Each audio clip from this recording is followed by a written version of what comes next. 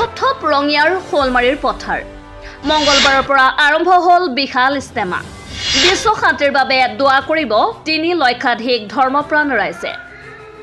ৰাজ্যৰ ৮খন জিলা সামৰি মঙ্গলবাৰৰ পৰা ৩ দিনীয়াকৈ ৰঙিয়া শোলমাৰী পথাৰত আৰম্ভ হৈছে ইস্তেমা প্ৰায় ৩ লাখতকৈ অধিক ধৰ্মপ্ৰাণ ৰাইজ উপস্থিত হ'বলগীয়া ইস্তেমাত যাতে কোনো দিশৰ পৰা অসুবিধা নহয় তাৰ বাবে পৰিচালনা সমিতিয়ে সুন্দৰ ব্যৱস্থা কৰা পৰিলক্ষিত হৈছে প্ৰায় ৫০,০০০ লোকে একেলগে নামাজ সমাপন কৰিব পৰাকৈ নিৰ্মাণ কৰা বিশাল পেণ্ডেলত মঙ্গলবাৰৰ পৰা সমূহীয়াকৈ নামাজ সমাপন কৰিছে ধৰ্মপ্ৰাণ ৰাইজে ইস্তেমা পৰিচালনা সমিতিৰ সুন্দৰ পৰিচালনাত কেইবাটাও বিভাগক্ৰমে যাতায়াত পানী খাদ্য বিজুলী আদিকে কৰি সকলো ব্যৱস্থাপনা পৰিচালনা কৰাৰ বাবে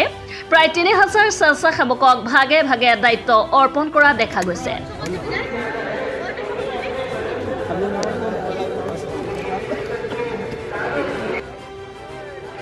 গুৰুত্বপূৰ্ণ বিষয়টো হ'ল যে চৰকাৰৰ ফালৰ পৰা কোনো ধৰণৰ সহায় তথা কোনো অনুদান নোলোৱাকৈ এনেদৰে বৃহৎ কাৰ্যসূচী সুন্দৰকৈ পৰিচালনা কৰা বিষয়টোৱে সকলোকে আচৰিত কৰি তুলিছে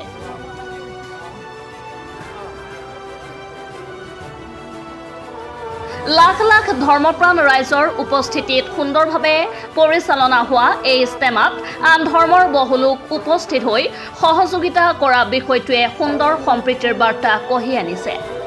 ১৩ ফেব্ৰুৱাৰীৰ পৰা ১৫ ফেব্ৰুৱাৰীলৈ অনুষ্ঠিত হোৱা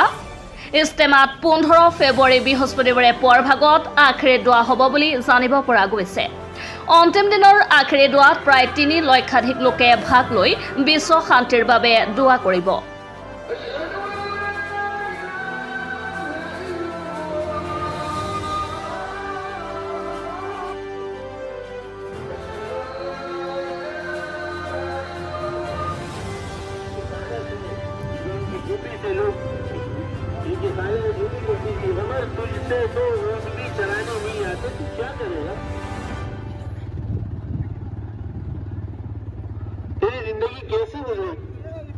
আমাৰ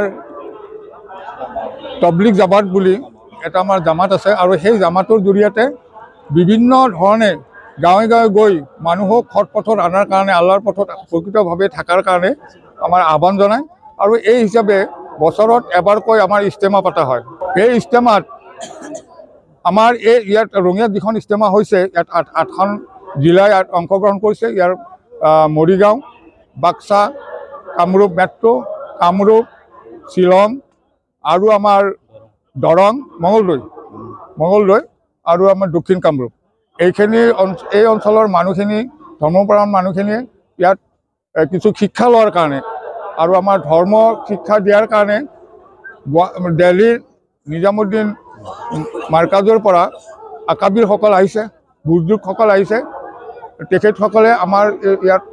বয়ান ৰাখিব কথা ৰাখিব আৰু ধৰ্মৰ কথা ক'ব যাতে সমাজৰ পৰা আমাৰ বিশৃংখলা সামাজিক কথাবিলাক